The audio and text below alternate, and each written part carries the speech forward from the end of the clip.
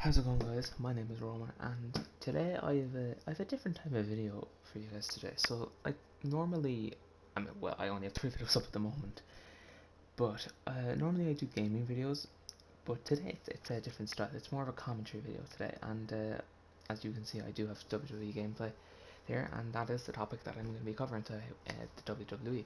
Now, I am a massive fan of WWE. I do have a Sky, which means I can watch Raw and SmackDown every week, and then I have the network. I can watch pay-per-views. So I guess we all know that like pro wrestling, it's subjective. So different people will be a fan of different things, and I guess that very definition you could really label one person with it, and that is Roman Reigns.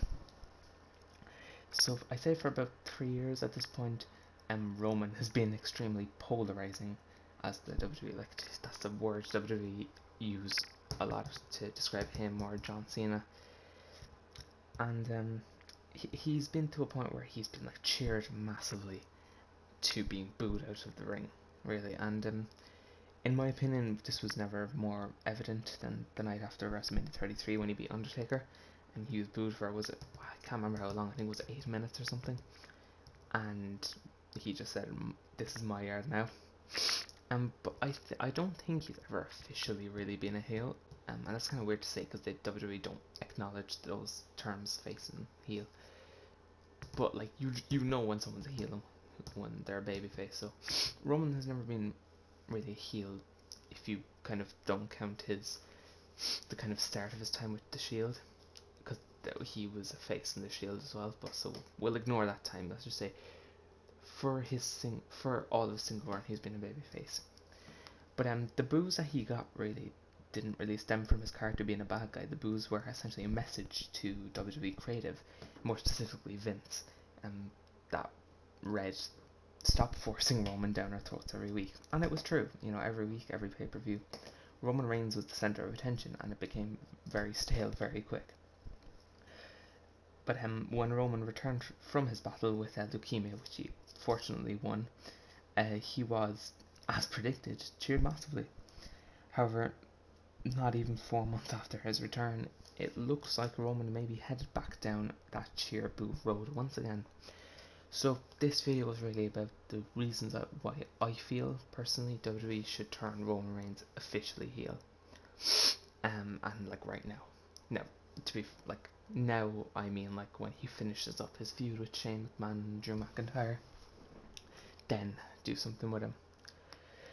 So then I have a few listed reasons here on my notes. The first one is that it would be really unexpected due to his return from illness. I don't think I really need to explain that one a lot because it's just in that sentence. It will be really unexpected because it's only been what, like 3-4 months, and I hate to use his illness as a kind of thing to work it into a story, and it wouldn't be really. It would just be everyone knows, or everyone has the same opinion. Like, how can you boo a guy who just battled leukemia and won? But mate, that would just be the elephant in the room. But no one would really talk about it. You just know that. Oh my god, this will be unexpected. And then also it is like the encouragement to boo him so soon after he returns, and obviously he is the top dog, the big dog. And that we're being encouraged to boo him. And then my next point is that it's something fresh. As I said before, Roman's always been a babyface throughout his singles career. Again, he did have that heel run with the Shield for a short time, but majority of his career has been a babyface, and that's all we've known of Roman Reigns, really. And that's the thing we've got sick of very quickly. So I think turning him heel would be something fresh for the company, fresh for new stories, and it would give a new top heel other than Shane McMahon or Baron Corbin or Drew McIntyre. The same guys that turn up every week. And actually, I'll add a point in there. Don't have Roman Reigns turn up every week if you want him not to, be booed and stuff, because that's just what's going to make us sick of him turning up every week. So yeah, a new top heel other than Shane, Baron Corbin or Drew McIntyre would be nice. I guess at least a main event heel, really. My next point here is the potential for new and exciting feuds. Roman's never been able to really have these interesting feuds for a while, really, because a lot of the really cool guys are the babyfaces, and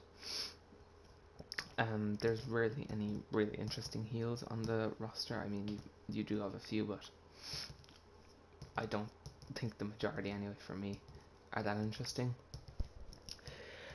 And I think Roman being able to feud with the babyfaces who are more interesting, people like Seth Rollins, I feel like if they did have that kind of rivalry, I guess, when Seth was heel kind of back in 2014, 2015, but I don't think it really was ever a feud. I felt that was more Dean, Seth, and Dean Ambrose. Seth Rollins was more the feud. I think it was just kind of taken that Roman didn't like Seth because of what he did. But I think it would free up the roster for a new top babyface as well, a heel turn for Roman Reigns. I think you could give massive pushes to people like Ricochet or Aleister Black. They would be excellent for these top feuds because they're so good at wrestling. And they're easy to cheer on, they're easily likable guys. Also, people like Finn Balor, who is kind of at the point in his career where, he is, 36 or something, and he's a really good wrestler, so why not give him a main event spot to do? He hasn't really been at that point since he got injured all the way back in 2016. So I think a good way to elevate him back to that main event status could be a feud with Roman Reigns. And then you also have people who they could be planning to bring up, who they're almost definitely planning to bring to Raw or SmackDown, is Johnny Gargano, who, once again, an easily cheerable guy to feud with Roman. And then one that I'm kind of really interested in, personally I'd love to see it, is Jeff Hardy versus Roman Reigns as a feud. Mainly because Jeff Hardy is getting kind of old now, and I think with what he's doing is like, it will be a good last feud for Jeff, because I think he might retire soon because he's having this injury. And it's same with Rey Mysterio as well. Those guys, they're unbelievable athletes, but they look to be maybe retiring soon just because of everything's going on, multiple injuries. So I think for Jeff Hardy that would be a really interesting last proper main event babyface run, and he can stick around for a while after, have these kind of non-frequent appearances, maybe pop up every few months, but for a last proper feud, I think that would be a really interesting one. And then I have a last one here that I'm not sure about, but I would like that. I think it does kind of go hand in hand with a Roman heel turn, with that the Usos would also turn heel, and basically they would form a faction. I'm pretty sure they already have a name whenever they team up, like the Samoan Dynasty or something like that. And I think that could really work as a heel faction, Roman the leader, and the Usos his kind of lackeys almost, and he sends them out to beat people up and in matches. And I think it'd be really cool because it just would. The Usos are phenomenal heels. They're also phenomenal wrestlers. Definitely WWE's best tag team they have today in terms of entertainment, and you can make a case of that for the revival. But I think for a WWE style tag team, the Usos are you can't touch them.